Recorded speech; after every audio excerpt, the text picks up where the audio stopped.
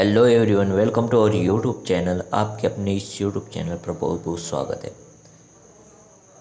इस वीडियो में मैं आप लोगों के लिए लेकर आया हूँ बीएससी फर्स्ट ईयर का जो केमिस्ट्री का पेपर नंबर फर्स्ट है, इनऑर्गेनिक केमिस्ट्री, उसका कंप्लीट सॉल्यूशन। तो बीएससी में पढ़ने वाले सभी स्टूडेंट इस वीडियो को अंत तक ज़रूर देखिए। बीएससी फर्स्ट ईयर का केमिस्ट्री का पेपर नंबर फर्स्ट, ठीक है। केमिस्ट्री का कौन सा पेपर है? पेपर फर्स्ट का आंसर ला रहा हूँ, इनऑर्गेनिक केमिस्ट्री। अब ये बिलासपुर यूनिवर्सिटी के स्टूडेंट के लिए बहुत ही इम्पोर्टेंट है। जितने भी स्टूडेंट बिलासपुर यूनिवर्सिटी में पढ़ते हैं और जिन्होंने अभी तक आंसर नहीं लिखा या किसी पर्टिकुलर क्वेश्चन के आंसर में आप फंस गए हो, तो आप इस वीडियो को अंत तक ज़रूर देखिएगा। यहाँ आपको कंप्लीट सॉल्यूशन मिलने वाला है, ठीक है। वीडियो स्टार्ट करने से पहले अपने सभी प्यारे स्टूडेंट से कहूँगा कि जिन्होंने अभी तक हमारी इस यूट्यूब चैनल को सब्सक्राइब नहीं किया है, सब्सक्राइब करके बेल आइकन जरूर प्रेस कर दें।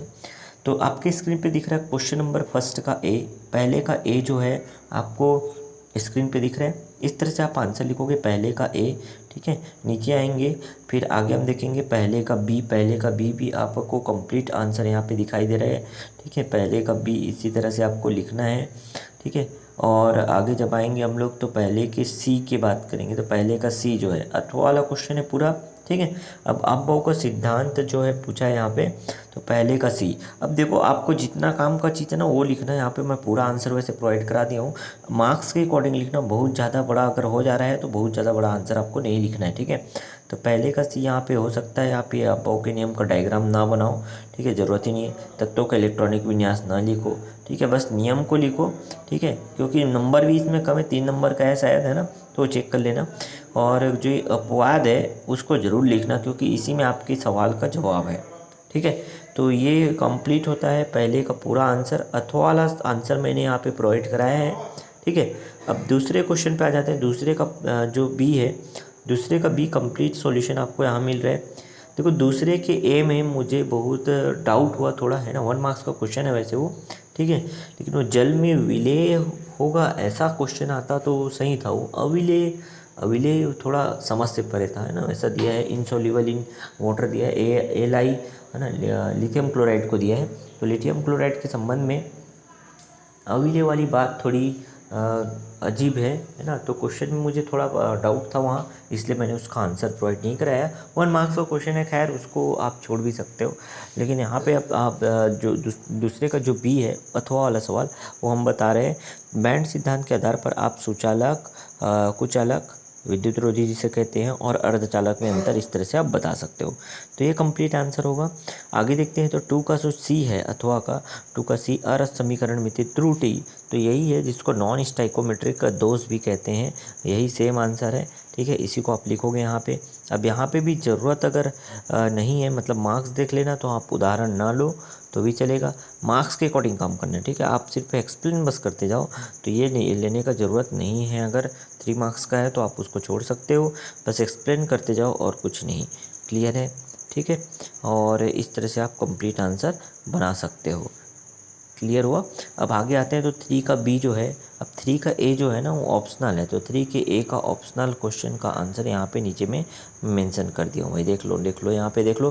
3 का ए जो है उसका चौथा ऑप्शन करेक्ट है, SF6, वो आप टिक लगा लेना। टिक क्या लगाना, मतलब उसको आंसर करके लिख लेना, ठीक है। और इधर 3 का बी यहाँ से स्टार्ट होता है। अभी ऊपर से एनो अणु का जो आपको जो है पूरा समझाना है एनो अणु के बारे में, चुंबकीय गुण, और उसके बाद इसका ऊर्जा आरेख भी बनाना है। तो इस तरह से आप कंप्लीट आंसर बनाओगे। ध्यान रखिएगा, ये जो 3A है ना वो बस ऑप्शनल वाला है, इसको 3A का आंसर ऐसा मत सोचना, ये 3B का ही आंसर है। क्लियर हुआ। तो यहाँ से स्टार्ट होता है 3B, NO अणु से, और इसी तरह से आप लिखते जाओगे कंप्लीट आंसर इस तरह से। तो ये होगा पूरा इसका कंप्लीट सॉल्यूशन, NO अणु का आणविक कक्षक आरेख, ऊर्जा आरेख, ठीक है। उसके बाद 3C का जो पहला है, 3C का पहला याद रखिएगा। 3C का फर्स्ट जो दिया है कि CO2 अणु की संरचना जो है क्या होती है, मतलब उनका द्विध्रुव आघूर्ण शून्य होता है। क्यों? तो इसका करेक्ट आंसर ये है। आप इसमें आगे और कुछ जोड़ लेना, मैं डायरेक्ट क्योंकि करके आंसर लिखने का स्टार्ट किया हूँ, ठीक है। वैसे यहाँ पे जो नीचे आपको दिखाई दे रहा है 3C का जो सेकेंड है, ये कंप्लीट आंसर है 3C का सेकेंड, और उसके बाद लास्ट में आपको दिख रहा है नीचे जो 3C का थर्ड। ठीक है, तो इस तरह से आप पूरा आंसर लिखेंगे, नंबर जरूर देख लेंगे आपके क्वेश्चन का कौन सा है। ठीक है, और उसी के अकॉर्डिंग लिखिएगा। ठीक है, अब आते हैं फोर्थ क्वेश्चन पे। तो 4 का ए जो है विकर्ण संबंध से संबंधित सवाल पूछा है, ये आप बता सकते हो। 4A का अथवा वाला सवाल फिर से हम लोगों ने लिया। तो अथवा वाला सेक्शन अगर आप स्टार्ट कर दिए तो अथवा का सभी सवाल हमको बनाना है। ठीक है, तो 4A का कंप्लीट आंसर यहाँ बनाना। नीचे आपको दिखाई दिया, अब आपकी स्क्रीन पे जो आया है सिलिकेट से संबंधित सवाल था 4B का, तो ये 4B कंप्लीट यहाँ से बनाओगे। ठीक है, ये कंप्लीट आंसर रहेगा, तो 4 का पूरा आंसर आपको मिल गया। एक भी चीज़ यहाँ नहीं छोड़ना है आपको, क्योंकि 3-3 नंबर का है, तो इतना सफिशेंट है 3 नंबर के लिए। ठीक है, बहुत ज़्यादा भी नहीं है। क्लियर। उसके बाद हम बात करते हैं 5A का। याद रखिएगा ये कौन सा आंसर है, 5 का ए। 5 का ए है ये। यहाँ से स्टार्ट कर रहे हैं जो हम लोग, जहाँ आपको ज़ीनॉन के यौगिकों का संरचना बताते जाना है बस। तो 2-3 कितने 3 नंबर का है, तो 3 बता सकते हो या 4 भी बता सकते हो ज़ीनॉन के यौगिकों की संरचना को। तो ज़ीनॉन डाई फ्लोराइड XeF2 को लिया मैंने, और XeF2 5 का पहला क्वेश्चन, 5 का ए है ना, 5 का आ याद रखिएगा, ये क्वेश्चन है। और इस तरह से संरचना बना सकते हो। ठीक है, फिर नीचे आएंगे तो इसका संरचना बनाने के बाद जब नीचे आएंगे तो आप जो है XeF4 का भी संरचना बना सकते हो।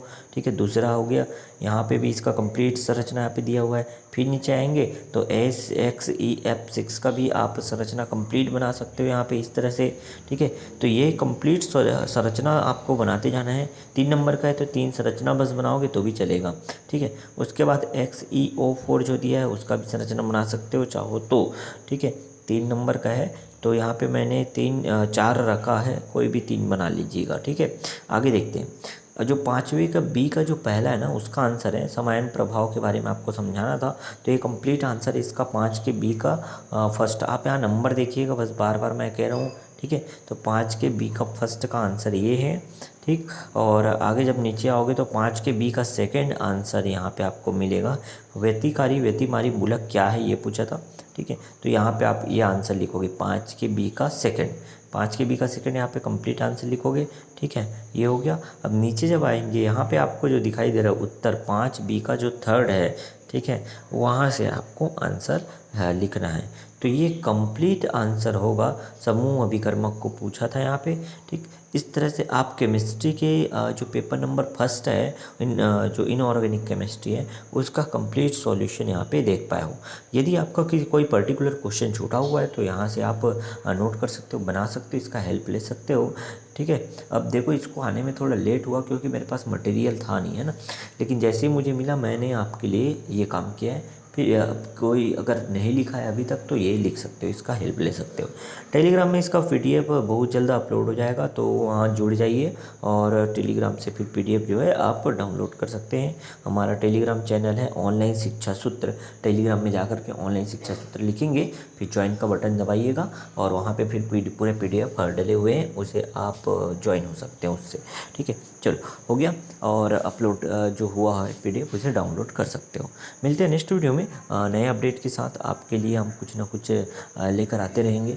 तो यूनिवर्सिटी एग्ज़ाम से रिलेटेड बस आपका न्यूज़ हम प्रोवाइड नहीं कराएंगे यहाँ पे, ना ही हम यूनिवर्सिटी रिलेटेड जो क्वेश्चन आंसर ये प्रोवाइड कराएंगे। इसके अलावा भी हमारे चैनल पे बहुत कुछ मिलेगा आपके लिए, तो बहुत ही ज़्यादा बेनिफिशियल रहेगा आप लोगों के लिए, क्योंकि आपका अब एज इस तरह से है कि आपको कुछ कर जाना है, एक बहुत ही रिस्पेक्टेड जॉब लेना है आप पढ़ाई के बाद, है ना। तो ग्रेजुएशन के बाद आपको काम करना है। तो उम्मीद करता हूँ चीज़ें समझ पा रहे होगे और चैनल के साथ जुड़े रहना। मैं आपको बेहतरीन से बेहतरीन चीज़ें प्रोवाइड कराते रहूँगा चैनल के माध्यम से। और टेलीग्राम पे जो हमारी स्टडी मटेरियल है और जो बाकी सब चीज़ें हैं हम वहाँ अपलोड डे बाय डे करते रहेंगे, जहाँ से आप डायरेक्टली डाउनलोड कर सकते हो। चलो ठीक है, मिलते हैं नेक्स्ट वीडियो में नए अपडेट के साथ।